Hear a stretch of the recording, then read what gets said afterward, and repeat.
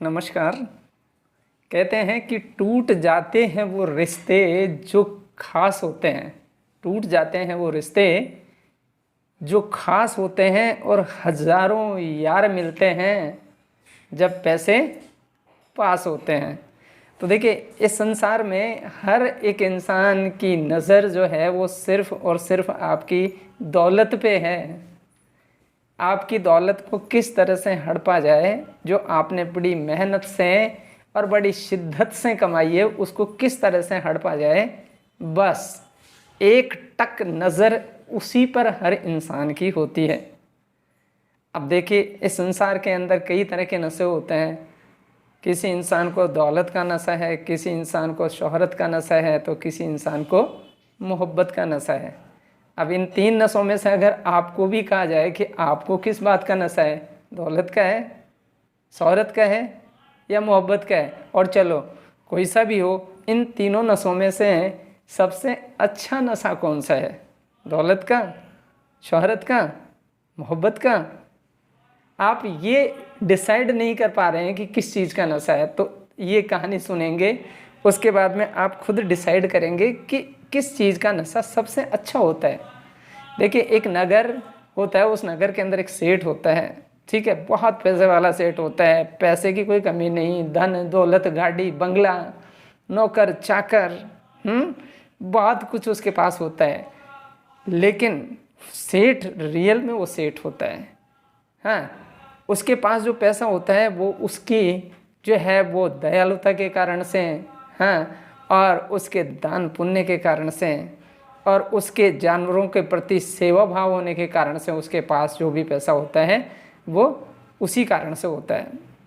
देखिए, सेठ जी सुबह सुबह जल्दी उठते हैं, 4 बजे, 4:15 ब्रह्म मुहूर्त में उठ करके, और सबसे पहले नहा धो करके और प्रभु की पूजा पाठ करते हैं, और पूजा पाठ करने के तदुपरांत वो चल पड़ते हैं, हाँ, मॉर्निंग वॉक के लिए।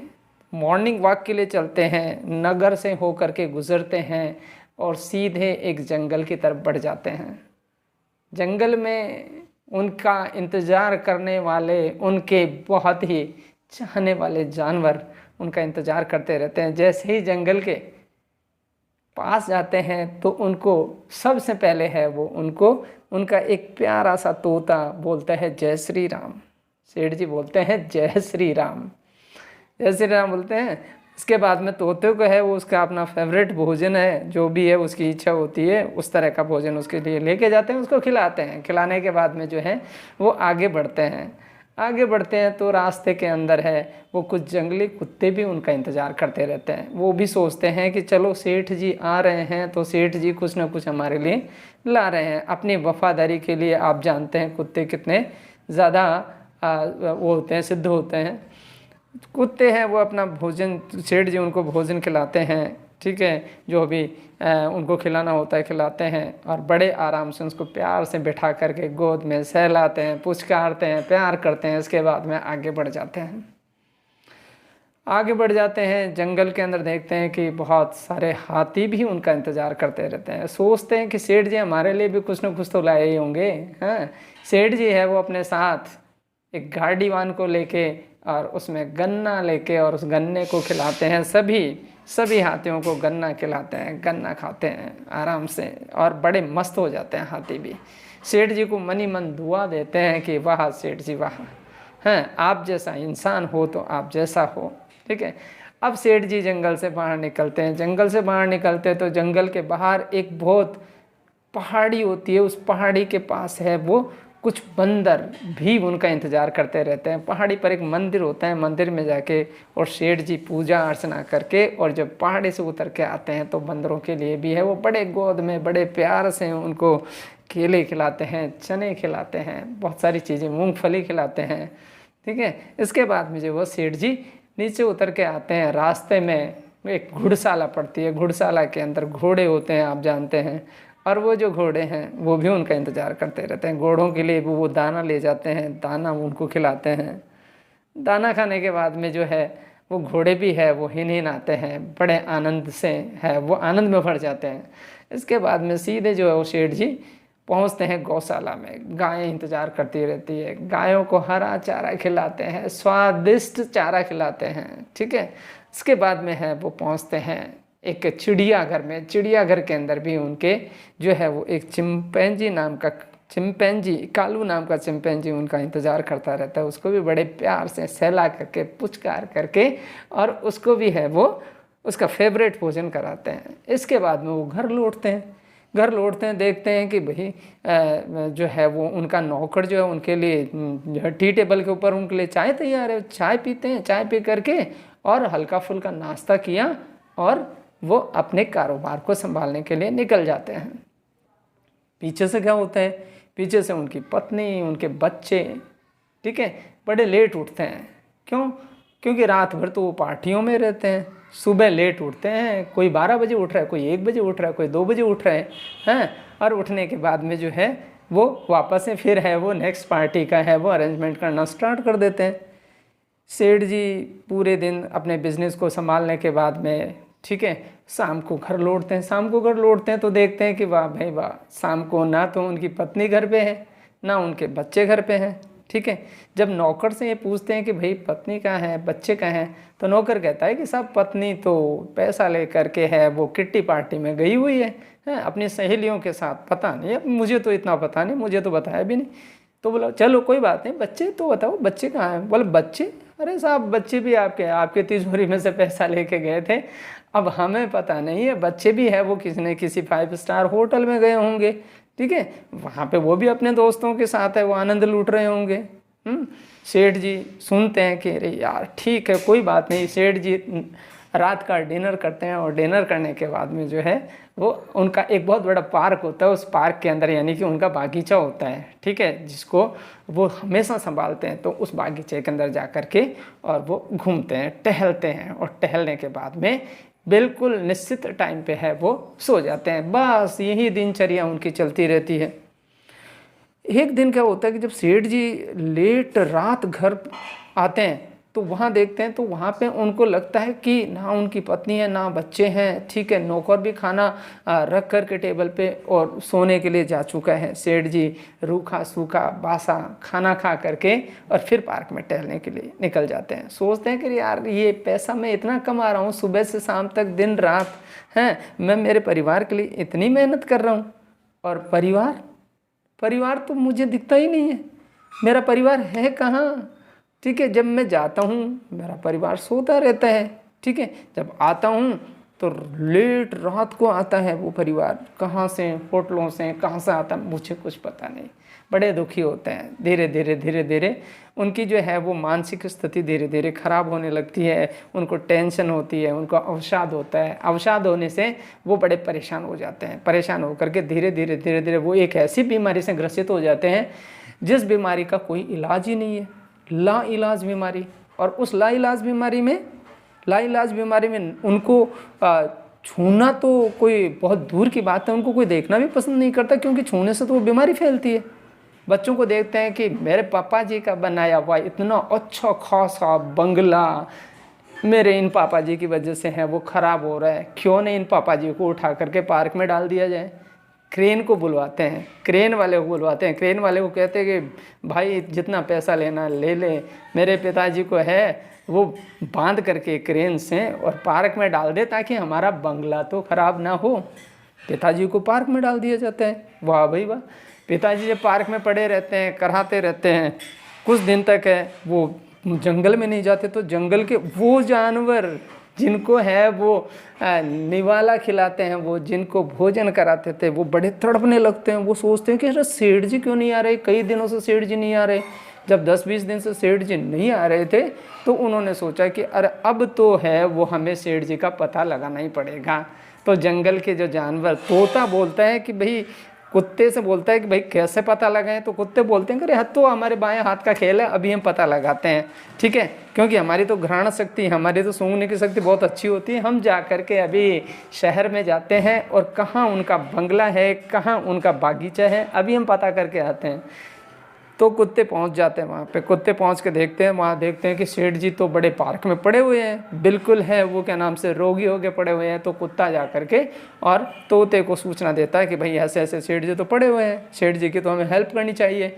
फिर इसके बाद में वो तोता और कुत्ता दोनों पहुंचते हैं हाथियों के पास। हाथियों को कहते हैं कि भाई सेठ जी तो बीमार पड़े हुए हैं, उनकी तो हमें रक्षा करनी चाहिए।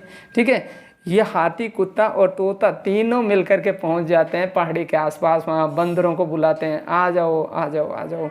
बंदर कहते हैं कि ये ऐसी बात है, चलो हम भी चलते हैं। ठीक है, सेठ जी से मिलने के लिए चलते हैं, सेठ जी की सेवा करने के लिए चलते हैं। फिर इसके बाद में जो है वो पहुंचते हैं गौशाला के अंदर। गायें बोलती है, अरे सेठ जी ऐसा हो गया सेठ जी को। गायें भी है वो तैयार हो जाती है, अपने खूंटे उखाड़ देती है, खूंटे उखाड़ करके और गायें तैयार हो जाती है कि हमें भी चलना है। इतने में घोड़ा बोलता है कि है भाई मेरा भी नाम चेतक है, मैं चेतक महाराणा प्रताप वाला घोड़ा हूँ। ठीक है, मैं भी चलूँगा, सेठ जी की सेवा करूँगा। और फिर पहुँचते हैं वो कहाँ पे, इसी चिड़ियाघर में। वहाँ पे वो कालू नाम का चिंपैंजी, आहा, वो चिंपैंजी को जैसे ही है वो पता पड़ता है कि सेठ जी के साथ ऐसा हो रहा है, तो उसकी आंखों से आंसू आ जाते हैं और उनको सेठ जी को है वो मनी मन गले लगाते हुए दिखता है वो। और फिर है वो भी चल पड़ता है। अब देखिए, अब उस शहर से देखिए वो टोली निकली। कौन सी टोली निकली? सबसे आगे तोता उड़ रहा है, पीछे है वो कुत्ते चल रहे हैं, उनके पीछे जो है वो कौन चल रहे हैं? उनके पीछे जो हाथी चल रहे हैं, उनके पीछे घोड़े चल रहे हैं, गायें चल रही है, कालू चिंपैंजी चल रहा है। आहा, नगर वाले देखे और भाई ये पलटन जा कहाँ रही है, आखिर करेगी क्या ये, किसके यहाँ पे जा रही है ये? ना इनको कोई ले जा रहा है, ये तो अपने आप ही जा रहे हैं। वो सारे के सारे शहरवासी उनके पीछे हो लेते हैं और देखते हैं कि भाई आखिर है क्या माजरा। जब वो पहुंचते हैं सेठ जी के द्वार पे तो वहाँ देखते हैं कि एक बड़ा सा गेट है और उस बड़े से गेट के में ताला लगा हुआ है और चौकीदार है वो उन जानवरों को रोकने की कोशिश करता है। तो कालू चिंपैंजी बोलता है कि भाई हाथी बाबू क्या देखता है, साले गेट को उखाड़ फेंक। तो हाथी अपने सूंड पे गेट को लेकर के दूर फेंकता है। जब गेट उखड़ जाता है तो सारे के सारे जानवर उस पार्क के अंदर, उस बागीचे में उन सेठ जी के पास पहुंच जाते हैं।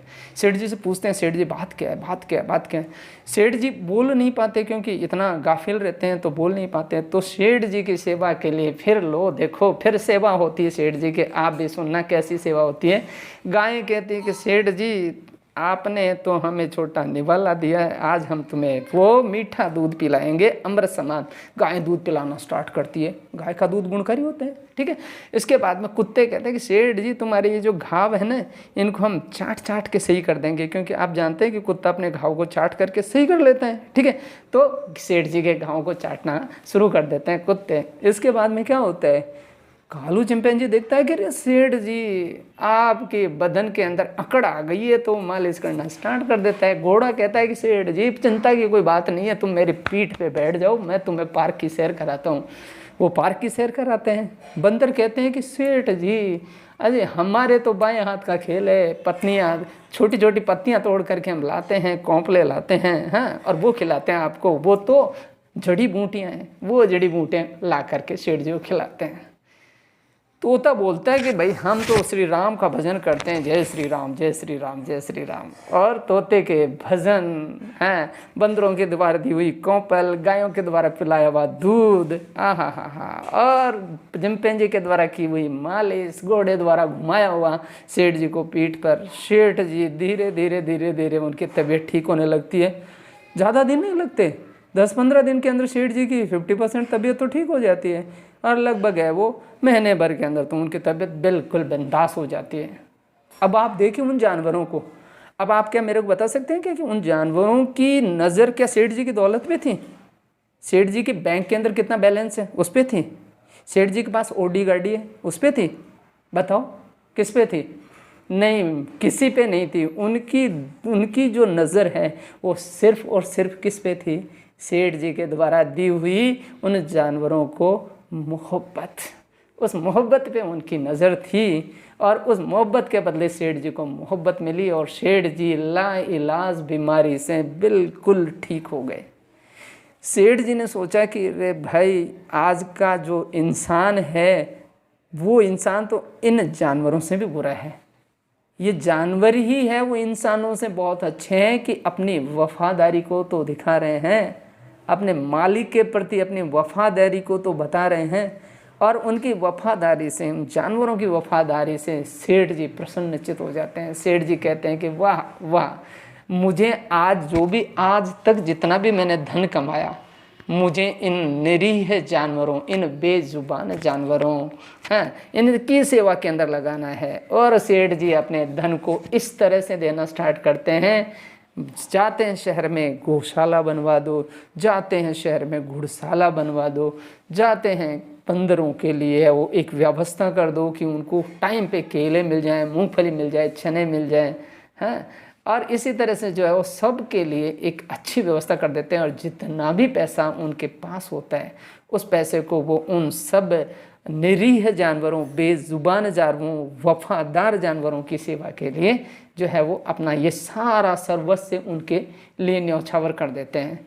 रही बात उनके पत्नी, उनके बेटे बेटी, जब वो कहते हैं कि पिताजी कर क्या रहे हो, कर क्या रहे हो, हमारे लिए क्या छोड़ोगे, तो पिताजी कहते हैं बेटा तुमने मेरे लिए क्या छोड़ा था, जो मेरे द्वारा खुद के द्वारा बनाया हुआ महल है उसमें से तो है वो तुमने क्रेन से खिंचवा करके मेरे को पार्क में डाल दिया था, तुमने मेरे लिए क्या छोड़ा था, है? तो जब तुमने मेरे लिए कुछ नहीं छोड़ा तो मैं तुम्हारे लिए क्या छोड़ूं। फिर भी मैं तुम्हें जो है वो इतना छोड़ रहा हूँ कि अगर तुम्हारे में दिमाग होगी, तुम्हारे में है वो काबिलियत होगी, तुम्हारे में वो जो दौलत के नशे के अंदर तुम गंजेड़ी बन गए थे, तुम जो है नशेड़ी बन गए थे, तुम सट्टेबाज बन गए थे, अगर उसको तुम छोड़ दोगे तो तुम्हारा उद्धार तो वैसे ही हो जाएगा। तो इन सब बातों से अब आपको मैं फाइनली ये पूछता हूँ कि बताइए सबसे अच्छा नशा किस चीज़ का रहा भाई? दौलत का। जिसके पास दौलत होती है क्या वो सफल है? नहीं। तो जिसके पास शोहरत होती है क्या वो सफल है? सफल है वो? नहीं। तो जिसके पास मोहब्बत होती है क्या वो सफल है? बिल्कुल बिंदास, बिल्कुल सही कहा कि जिसके पास मोहब्बत है, जिसके पास एक दूसरे का दर्द समझने की ताकत है, वही इंसान आज के समय में सफल है। इसके अलावा कोई सफल नहीं है। तो सभी सेठ जी ने सभी उन शहरवासियों को जो कि जानवरों के द्वारा उनकी सेवा जो कर रहे थे, उन शहरवासियों को सिर्फ और सिर्फ एक ही सलाह दी कि बंदों, अगर आपको कुछ पाना है, अगर आपको जीवन में अपना उद्धार करना है, तो ये निरीह जानवर जो बोल नहीं सकते, बेजुबान हैं, इनकी सेवा में अपनी कमाई का कुछ अंश ज़रूर खर्च करो। और इस अंश से, ये अंश जब आप खर्च करोगे तो इससे आपका जो है वो सागर रूपी धन, या धन जो है वो सागर भरा हुआ धन है, ठीक है, वो ख़त्म कभी नहीं होगा। Thank you.